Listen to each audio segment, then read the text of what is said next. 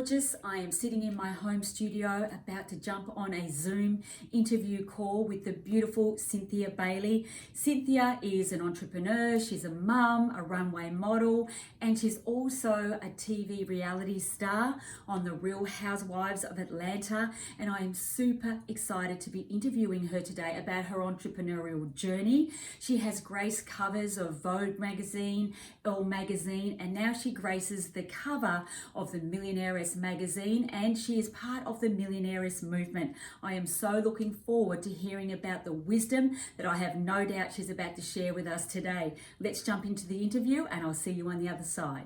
Welcome to another interview for Millionairess magazine and the Millionairess movement. I'm Amanda Jane Clarkson, editor-in-chief, and today I'm very much looking forward to interviewing the beautiful and very successful Cynthia Bailey. Cynthia is an actress, she's an entrepreneur, a mum. She has an Instagram following of 2.8 million followers. Yes, 2.8. She's a runway model who has graced the cover of magazines such as Vogue, Elle, Vanity Fair, and now the cover of Millionairess magazine. And if that's not enough, Cynthia is currently a reality TV star on the Real Housewives of Atlanta. Welcome, Cynthia. Wow. I think that's... That was a great introduction. Thank you. Look, I think that's the longest intro I've ever done, but, fascinating, and wow, what a story. That I did so much. I didn't know that I had so much going on. That was quite an important intro. Thank you. I think I should send it to you later and you can pop it in your bio. So Cynthia, why not tell us a little bit about your journey, where it all began, and how you ended up right where you are now with all that in between? Wow. Well, I would say it began when I was 18 years old, when I decided to move to New York City to pursue my modeling career. Yeah. And, $1 in a dream. I don't even know if I even had $1. I didn't have any money really, just the hope that, there was something else out there that I was meant to do. So hopped on a plane, moved to New York City. No real expectation other than just wanted to try something, different, see what else was in the world. And I ended up being in New York most of my life. Wow. My career worked out. It was kind of a slow burn, but when it kicked off. I never gave up. I was always, optimistic. I'm a very ambitious person. I'm kind of fearless. Even at that age, I knew that in order for me to make something happen, I had to make something happen. I had to make a move. And I moved from my small little town in Alabama to New York City. And wow. That one single decision pretty much landed me to where I am today.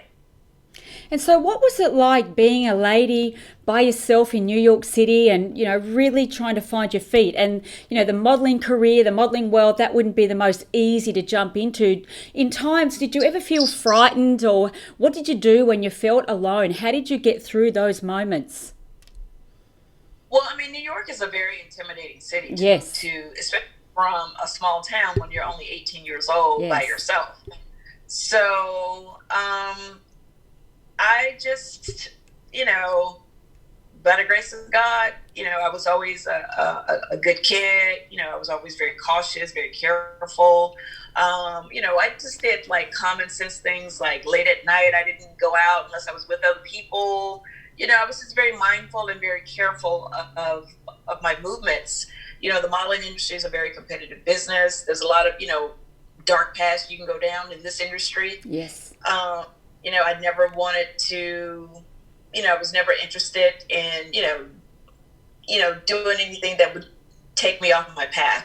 I was pretty focused at a very young age to be successful. And I knew that, I had to focus. And like I said, New York City is the capital for some of the most beautiful models in the world. That's where they all eventually come to, when their career becomes really successful. But I believed in myself, and I just kind of learned as I went. You know, I had confidence, but I don't know if I had model confidence. Like I had small town country girl confidence, but when I moved to New York City, I was like, oh, I'm here with like, you know, the Naomis and the Tyra Banks of the world. Yes. Like I got to really step it up here. But again, you know, one of the best choices I ever made in my life was to move to New York City. Even if I just moved to New York City to do anything, I think the fact that I moved there, I knew that even if my modeling career didn't work out, that I wanted to be in a bigger city and you know experience different cultures and be around different people. I love that story. And you said that you've always been very ambitious. And did that start at a young age? And did you have a role model? Was it your parents, or did you have another mentor? I mean, where did that ambition come from, or was it an internal drive for you? My ambition started at a very young age, and I would have to say my role model would be my grandmother. I actually recently posted about her.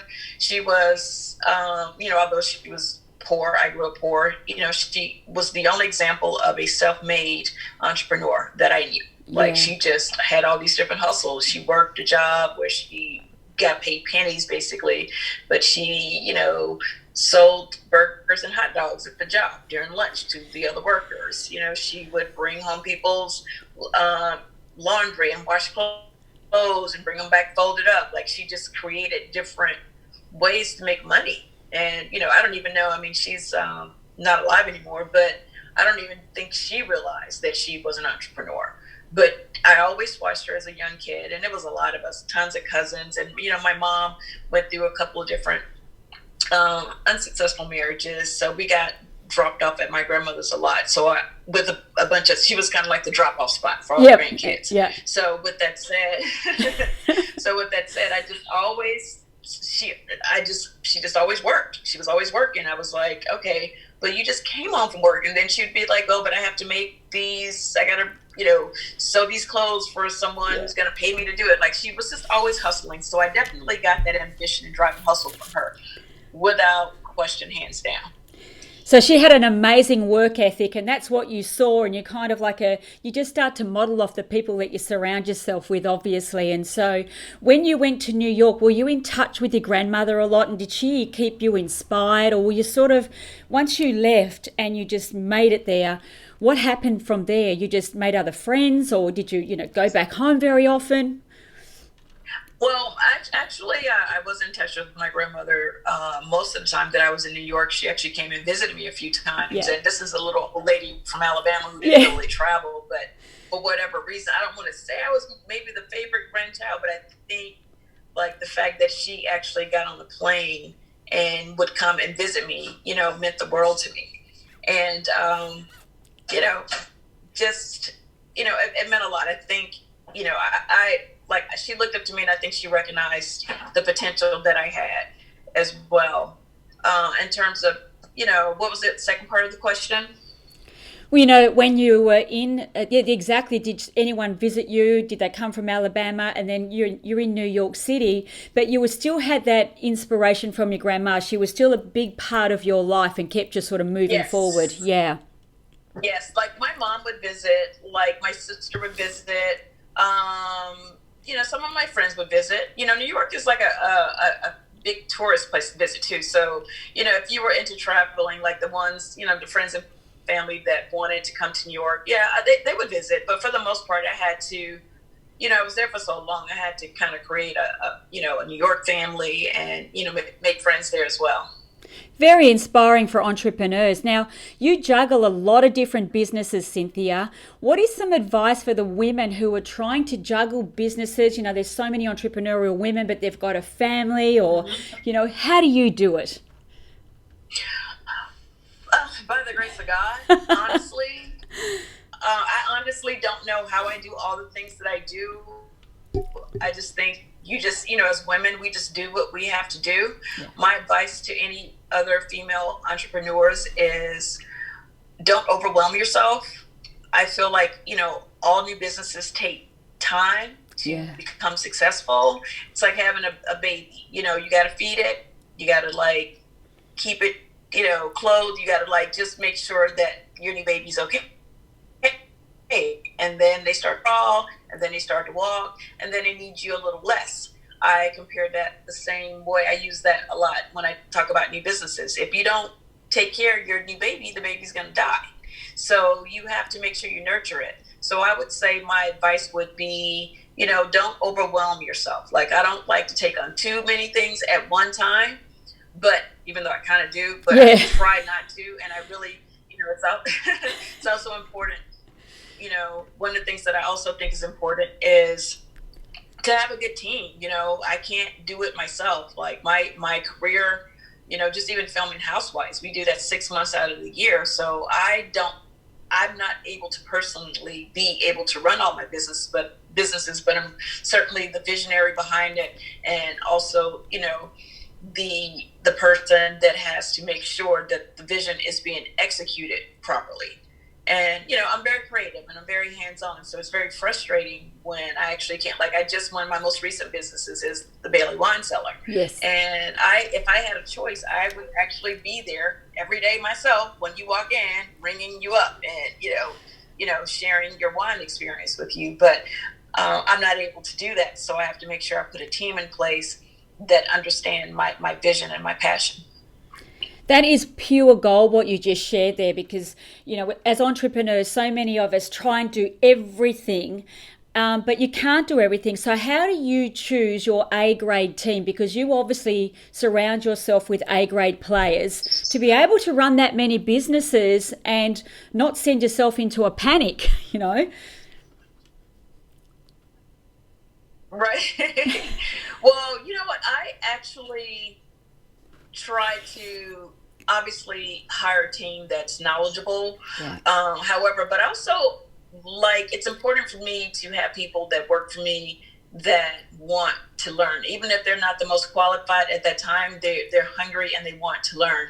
And loyalty is very important as well, especially in the times that we're living in right now. Right now my business is closed for a couple of weeks. We don't know when it's going to open up because of the coronavirus, but my staff that I have in place that runs the wine cellar, we've all, communicated, and they are all on board to do whatever we have to do to make sure that we're ready to hit the ground running as soon as we're able to open back up, as opposed to just like saying, oh, well, we're, we can't support you right now because we don't know what's going on. They're like, look, we're going to be fine. Yeah. I still have them on the payroll. I still want to take care of them, make sure they can still take care of their families. And on the other side, hopefully, they're going to take care of me when we're back up and going.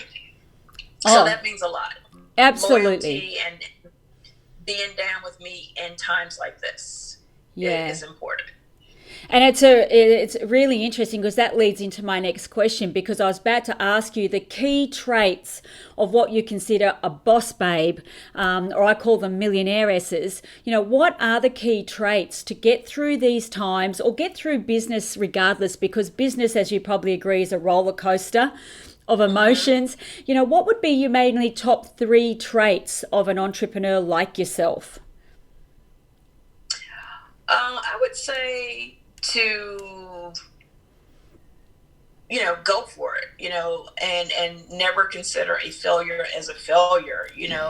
I feel like most of my entrepreneur friends that I look up to, they just try a lot of different businesses and everything doesn't work. So what I learned from them is, okay, it didn't work that way. I don't look at it as a failure. I look at it like, okay, it didn't work the way I did it that way, but maybe if I do it this way, maybe it can work. So I don't get discouraged when things don't work out. I also, think outside the box. I'm constantly thinking of different ways to make money. It's also important for me to create and build things that I organically believe in and live by. Like, I'm not the kind of entrepreneur that would just open up a sheetrock company if I don't care about building houses. Like, if that's not where my passion is, I don't really put my focus there. If my focus is more on health and wellness and beauty and fashion, then those are the avenues that I'm going to go down, because that is something that is organically something that I care about. And, when you create different, as a brand, the people that support me, it means a lot. If I come up with a makeup line and I actually wear the makeup from my makeup line, or I come up with a skincare line and I actually wear the skincare, it goes a lot further than me just creating businesses and saying, well, here's this clothing line for you guys, but I would be called dead. That doesn't make any sense. Exactly. You know what I mean? So I try to stay within, things that are organic to things that I really love and things that I care about. Those are the things that I'm interested in creating and putting out there and selling. I think the last thing I would say is, being an entrepreneur, you have to be ready to work. It's different than working. I've worked for people before. So, when you go to work and clock in, if the place burns down in the middle of the night, that's not your problem. That's the problem of the person who owns the business. Yes. And you just have to be prepared to deal with every aspect of your business. And everybody's not meant to be a boss, unfortunately. And lucky for entrepreneurs and bosses, because now we have people to work for us, because it is a lot to take on. So, just know I understand that I'm not going to get as much sleep as I would if I was just working for someone. I understand that I'm going to have to travel more than I would if I was just working a 9 to 5 for someone. So with that said, there's a lot of sacrifice and commitment that comes with being a boss. You have a very strong work ethic. So the 3 things that I got there: failure's not really a failure, walk your talk, you've got to have a heart. Yeah. I call it a heart-filled business, not a heartless business. Yeah. And a boss babe, we go the extra mile. We are responsible from the top down. In essence, the buck stops with us, right? That's what you're saying. Absolutely, that's what I'm saying. That's exactly right. And Cynthia, from all of the different businesses that you have, do you have a favourite, or is your heart in them all right now? Do I have a favorite business, or is my heart in them all? That's a great question. You know what? I think my heart is a part of all of my businesses. I wouldn't have started them if it wasn't heartfelt. At the same time, I think I'm still probably the most proudest of my school, the Bailey Agency School of Fashion. And that is because whether or not the kids that have gone through my school ever become models or not, I think the confidence and self-esteem building part of the process that they have to go through to participate at my school is important, because in life, no matter what you do, what job you do, you need to have confidence and, self-esteem and love yourself. Like, all of those things are very important. And those are things that we teach at my school. And I know that anyone that has been through my school definitely came out a lot more secure and confident than they did when they went in. And that is a tool that they can use in anything they decide to do. As a boss, when I hire someone, you can have it, but if you're not confident and you're not selling me on confidence, and you can't even look me in the eye because you are shy, whatever's going on with you, and I have someone else come in that maybe have a lesser education, but they just come in and sell me coming in the door, like, hi, nice to meet you, and taking my hand extra hard, and they're like, they're really trying to focus and get my attention. Like, I'm going to probably hire the person with the less education, but more ambition and drive and confidence and self-esteem, high self-esteem, than I would the smarter guy that kind of, maybe didn't show that much passion. So what you're saying is you would hire enthusiasm over education any day of the week. And as an entrepreneur, that's what I would do. yeah, it's important. Yes. Energy is important. Yes. You know, I'm not knocking education, but I have to feel like I need to see your personality. Yeah. I need to see that you are serious about the job. You have to sell me in a 10, 15-minute interview and convince me that I can't do this business without you. Yes. Because you're going to be an asset to my life and to my business. And sometimes when you just look at people on paper and look at degrees and stuff, sometimes that doesn't always translate in person. 100% agree. And this is absolutely gold what you're sharing with our readers and our listeners. And I truly hope people are taking so many notes, because I'm taking it all in. I want to just talk about quickly your modelling school for the children. I read something online that you learn something from these children. You know, you go in there as a teacher and you're taking them on this journey, and yet you learn so much from these little people. How does that make you feel inside? I mean, that must be a very soul-filled business, a heart-filled business. What is that like to go through that process? It's very validating. This is very validating to know that what you say can change someone's life. Yeah. I had one young lady who came to one of my modeling searches. Beautiful little girl. She was maybe 13, 14 at the time. Very short.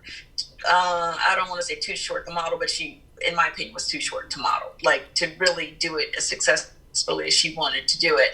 And I remember saying to her, listen, I think you need to focus on acting as opposed to modeling. And literally, her parents the next day enrolled her in acting classes. And a year later, she booked a TV show, and now she's doing movies. She's like a superstar now. Wow. And her dad still communicates with me. He's like, had you not told her to go to acting class, I don't know if she ever would have taken it seriously. But because, you know, they could have told her, but because Cynthia Bailey said, I think this is what you need to pursue.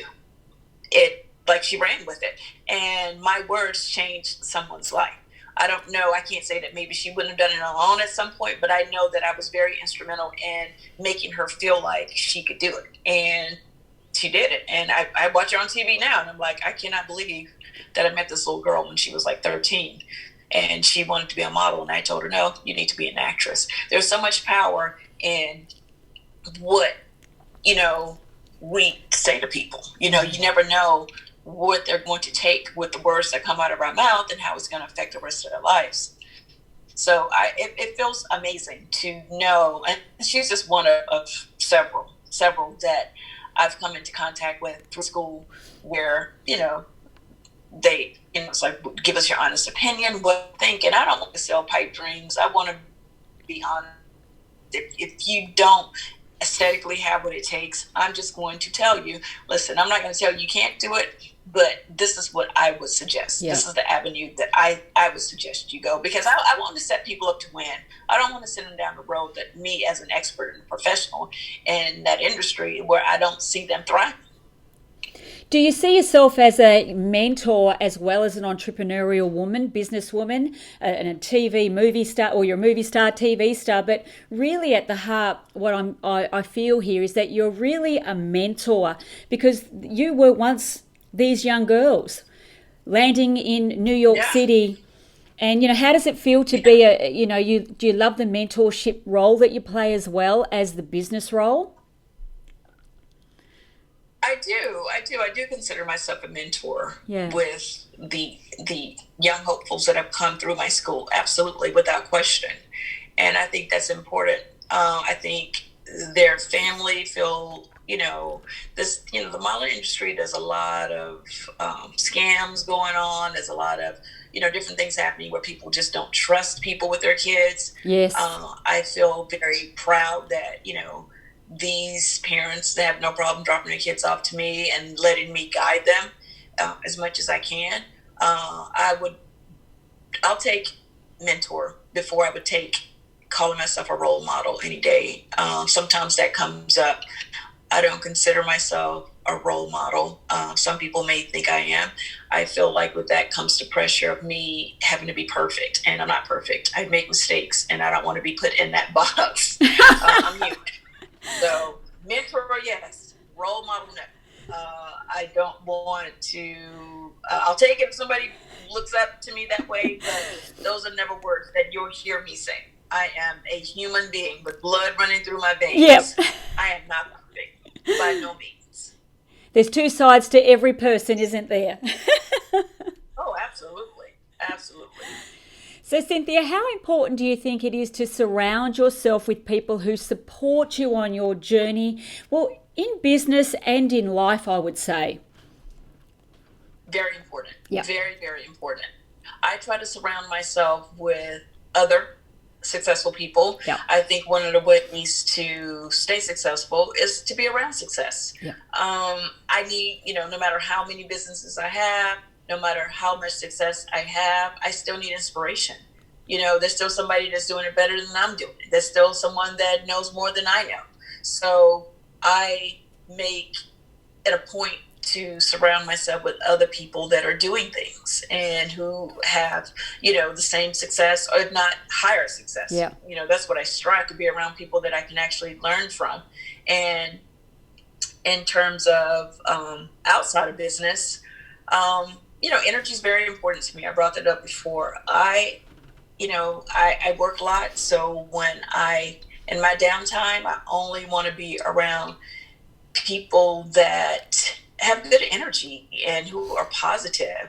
Like, that's my time to kind of reboot myself and relax. I do not want to be around people that don't feed my spirit. That is a very important message that you just shared there, because so many women, entrepreneurs, have a really hard time saying no. And so to protect your energy, and I understand exactly what you mean, you want to be around that good vibe, that high energy, positivity. How do you say no, and are you comfortable saying no? Well, it took a while, to say no, because I'm kind of a people pleaser. I'm, really, a nice person. I want to be liked. I don't want to hurt anyone's feelings. I'm a giver. I'm like all those things. But sometimes, people take those acts of kindness and those characteristics for weakness. Yeah. So with that said, I'm, a woman of a certain age at this point. I've gotten older, and with that age, I've gotten wiser. And I just don't have the time to try to please everyone. Like, I have to say no when I have to. And I'm feeling less and less guilty about it. I think being able to say no is very powerful. Turning 50 was a huge milestone for me. And for me, 50 was the first time in my life that I decided that my life was going to be about me. I was going to be, for the first time in a long time, selfish with Cynthia. I can be selfish with me. Yes. I felt like everything I did before was for my family, it was for my daughter, it was for my husband, it was for this. And I had kind of, gotten away from doing things for me. When I bought Lake Bailey, strictly bought it for me. I didn't care what my mom thought about the house, what my daughter thought about the house. That was for me. So going back to being able to say no, I think as you grow in life and as you kind of pour things back into yourself, you have to protect yourself from certain things and people and energies. And you just have to be able to know what doesn't feel right. And if it's a no, it's just a no. It's like, if you're like, oh, I'm doing this big party, really want you to come, it's not going to be the same without you. But if you honestly do not want to go, and it's not convenient for you to go, and, for whatever reason, you may not even feel up to going, I'm just going to say, what, no, I can't come, but maybe I can take you out for a coffee another time, just two of us. I'm really more inclined to do things that serve my purpose a lot more instead of trying to please everybody else. Because people pleasing, yes, great, that you're nice, but, it doesn't really get you that far. And it just ends up being, you just end up being taken for granted eventually and underappreciated. You know, it's a very empowering message that you just shared there, because inside Millionairess, you know, the underlying message that we're always talking about before we talk about business and entrepreneurship is self-love. What would you like to share about the importance of self-love, filling up your own cup before you can fill up another person's cup? Do you practice self-love? Do you have anything you want to share? Absolutely. Yeah. What are your thoughts Yes, on ma'am. it? I do. Look, if I don't love me and take care of me, I can't expect anyone else to. Yeah. And I think it starts with me. And that goes from being a mother to being a daughter to being a wife, even to being a friend. I have to take care of me first. Yeah. First and foremost. And, that was one of the things that I had to learn as I got older as well. Like, my happiness is important. My well-being is important. I am important. Yes. And I have to stay focused on that. And anyone that loves me and cares about me is going to respect that. The young girls out there, you know, that'll be watching this interview and listening to your words of wisdom, you know, so many girls, they really struggle with self-love and self-worth. And I think this is a very important message, especially you would have seen it right through the modeling days, and even the work that you do now, you would still see a lot of this going on. And I think this is a really important message that we share here about the importance of self-love and self-worth. Yes, and I think, now we live in times of, when I was coming up, we didn't have social media. Yes. So a lot of young individuals, these young folks out here, they get really caught up into outside distractions that may not be the most positive distractions in terms of, validating their worth. And they look for validation in places that are not always going to be that positive. So self-love starts at home. If someone loves you on Instagram, doesn't mean that that's real love. That's just Instagram love, because Instagram and the social media outlets, that's not real. Those people aren't real. It's not like people that know you and care about you. So with that said, I think it's very important to make sure more than ever that you love yourself and you believe in yourself, even before you even engage in those kind of platforms. Because as a reality star, as a celebrity, even for me, like I said, I'm older and wiser, but if I didn't love myself, I would be in tears half the time when I read things that people said to me on social media. So I know it is very difficult for the younger generation to handle it, because mentally they just haven't been through that much. And that might be like one of the most important things that's going on in their life is, how many followers they have, or if they're, getting good, getting a certain amount of likes. And at the end of the day, it's just bullshit. It's like, it really doesn't mean anything. It doesn't. Not if you don't believe in your own self and love your own self. Well, it's an interesting point that you bring up there, Cynthia. You have 2.8 million followers, and how millions of women around the world want to be like Cynthia Bailey. They want the millions of followers. And, when I look at some of your pictures on Instagram, you ooze confidence, but you've been, as you said, you're more mature now, you're wise, you've got a couple of years behind you. You're still very, very young, having said that. What would you say to these women who are desperate to build a following like you have? I would say, decide what you want to put out into the world. I usually, I always try to use my Instagram for positivity, for inspiration, for motivation. What are you saying to the world? Who are you? What person are you? Yeah. Are you on Instagram? Make a decision of what you want to put out there. Yeah. And then, if you put out positivity, then you're going to get followers, because there's a lot of people that are going to gravitate toward positivity.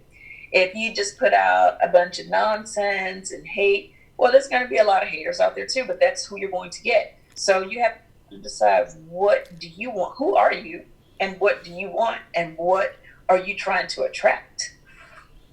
And so I see that, throughout all of your, whatever I've seen online with your Insta following, you have a certain standard too. Do you think that is important, building a business, even if it's not on Instagram, it's in, retail or on TV like you are, or as a model, you have certain standards that you show up for every day. Do you believe that is important as a business person? Oh, absolutely. Yeah. Standards are absolutely important.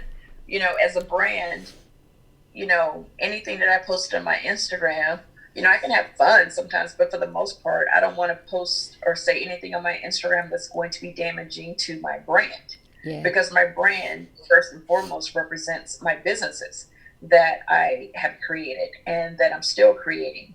So, yes, I'm very careful and very mindful of protecting my brand across the board. Beautiful. I think that's a strong message that everyone needs to take note of. It really can affect you. You go on one crazy rampage and it really can affect your brand for the long term because it never goes away. Even when I'm during the hiring process, if I'm going to hire you, the first thing I'm going to do is to get your Instagram. And if your Instagram, I don't want anyone working for me that is spewing hate on their Instagram, racism, discrimination, like anything that I don't believe in. They can't work for me. So if that is what you're putting out into the world, then that is your business, but you cannot work for me or be a part of my brand in any way. That is a super strong message. I hope they got that. Now, I've got two more quick questions. Have you got time for two more quickies? I do. Fabulous. Fabulous you are, fabulous, and so young at heart. Your spirit is really beautiful. You can really, you're oozing, beauty from the inside out. You are beautiful on the outside, but certainly on the inside as well. So being such a young, vibrant woman, what is next for Cynthia Bailey? What have you got on the horizon? What would you love to share with us? Well, I'm getting married. Yes. Getting married. 10/10/20 #chill to my wonderful fiance, Gil. We're kind of, I don't want to say at a standstill, but because of everything that's going on with the coronavirus right now, we don't know if that's going to impact our wedding day. We thought 10/10/20 was perfect, but now, since all this has happened, it may or may not be the perfect date for us. So hopefully, God willing, the wedding will go on 10/10/20. If we have to postpone it, that's something that we might have to consider at some point. But that's the biggest thing that I have going on right now. Other than that, I don't know if you guys get Seagram's Escapes in Australia, but I have a delicious peach Bellini that is selling out like crazy here. That's part of my partnership with Seagram's Escapes. And what else? Real Housewives of Atlanta, of course. This is my 10th season on the show. Wow. Get ready to shoot the reunion soon when all this craziness calms down and we can actually all be together in a group to shoot it.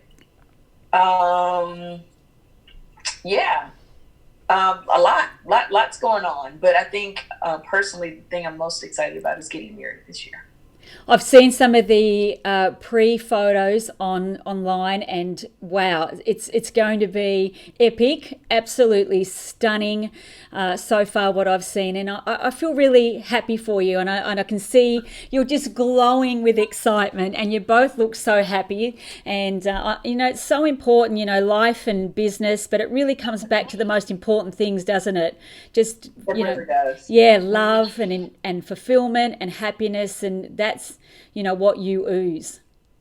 Thank you so much. I appreciate that. Oh, we so appreciate you. Final question, Cynthia, for all of our beautiful Millionairess women watching this, reading this, what would be your parting message for these women who, they look at your life, they look at different lives of other women, and they want success in all 7 areas, not just the one area, but in all areas of their life? What would you say to them? I would say to them to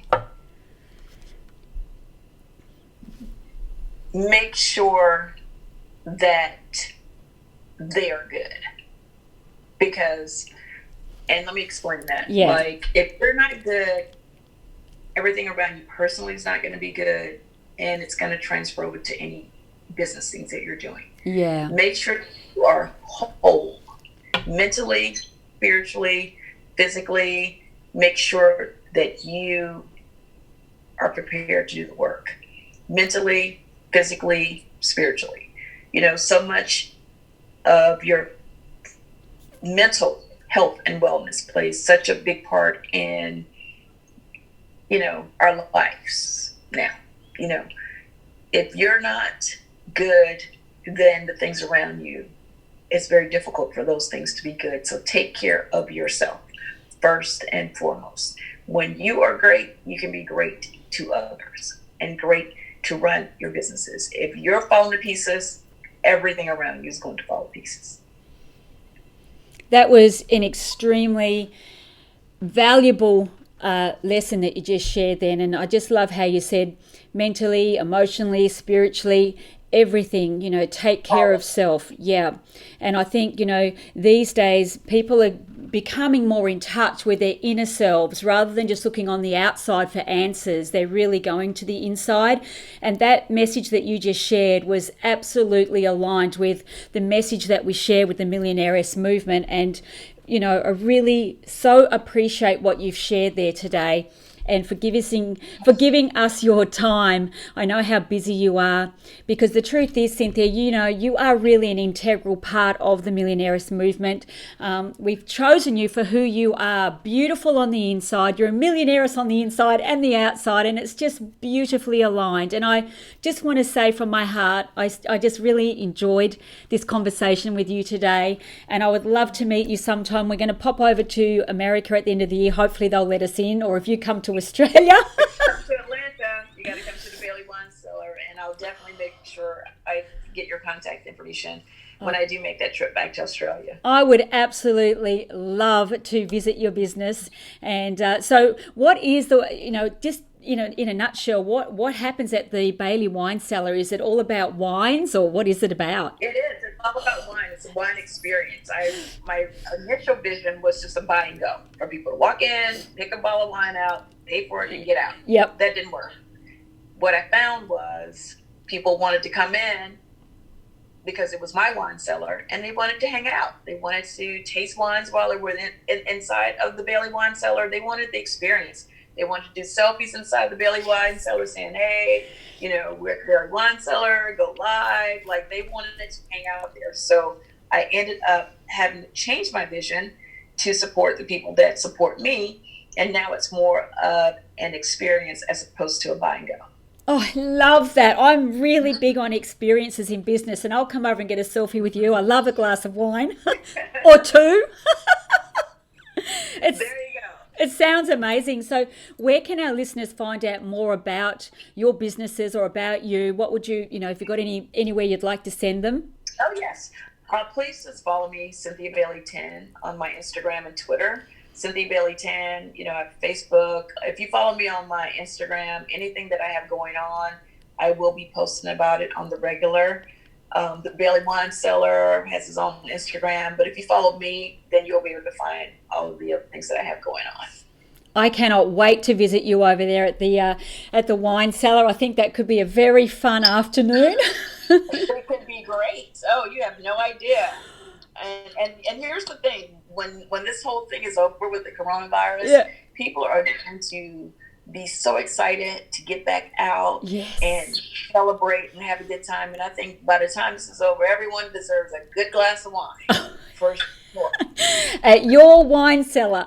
And I think at the Bailey Wine Cellar. I see so many benefits coming from this time and space that we're in right now. So many benefits, and people are going to be celebrating life more, loving more babies born, more love around. There's going to be so much. Absolutely. I was just talking I was just doing another interview. Like, I forgot, I'm doing things I haven't had time to do in years. Like, I paint. I haven't painted in years. I'm a great cook. I didn't realize I forgot how good of a cook I was until I started. I had time to cook every day. I'm cooking breakfast, lunch, and dinner. And I'm like, you know what? I may need to do a cookbook, because I forgot that I actually am a really great cook, and, do some of the other things, some of my hobbies that I used to do. Like, this is then I agree with you. You know, although this is a very tragic time for us, it's also a very spiritual time for us. Yes. And I really believe Yes. that I know I can say for myself personally, I'm not going to walk out of this the same way I walked into this. I really want to still try to continue to make time for my family now. Like, we sat down and had dinner together at our dinner table for the first time, and I don't even know if we've ever done it. Like, we sat and had a meal together. I don't want to change that. Like, I still want to be able, when everything gets back to normal, I still want to try to make time to do some of the things that, you know, we just take for granted and just kind of, you know, stop doing because of our busy lives and schedules. I couldn't agree more. It really makes you stop and appreciate just what we have in life, and the simple things like having a meal with your family, making love more, watching a movie, having a laugh, doing a little bit of gardening and cooking. Isn't that what life is about?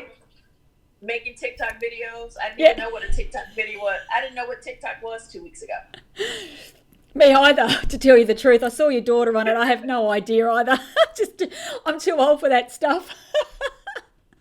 Oh yeah, well, I'm in a house full of kids, so you know they've taught me stuff. So, I love it. But it's been great, you know, because it just keeps you connected, you know, and it just keeps you young and you know having fun. I think you know this is sad times, but I think you know going back to mental wellness, like we have to be positive and we have to be optimistic and we have to smile and laugh when we feel like you know the world is going crazy. Like we still have to try to put positivity in the universe, and that's one of the great things that I love about Instagram. You can use it for good and not evil, and that's one of the things that I try to do. I try to put positivity out there, to put love out there, to put light out there, because I don't know who, you know, out of 2.8 million followers, I don't know whose life a post that I do can change.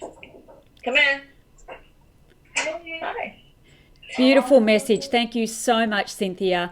And you really are, you know, an amazing mentor for millions of people all over the globe and for our Millionairess movement. And I thank you again. I can see you're busy. I'll let you go. And I'll send you all the details. I'll stay in touch. And when I get there, I am coming to the Bailey Wine Cellar. There's no doubt about it. And yes, Laura. I'm going to hold you to that. I'll be there, girlfriend. And Amanda, thank you so much. I didn't even realize I had a big following in Australia. Again, like I told you, I've spent time there in the past. It means a lot to me to be in your magazine, and especially on the cover of the magazine. You're going to be beautiful. Thank you. So I'm honored. I'm truly honored to even be recognized by you guys. I appreciate it. You were specially handpicked. You're absolutely perfect as a mentor for our followers. So thank you. I know our paths will cross again many times. And until then, stay safe, beautiful lady, and all the very best. You too. Stay healthy. Yep, and all the very best. And we'll catch up soon. Much love to the family. You too, beautiful. Bye now. Okay. Bye. Bye-bye.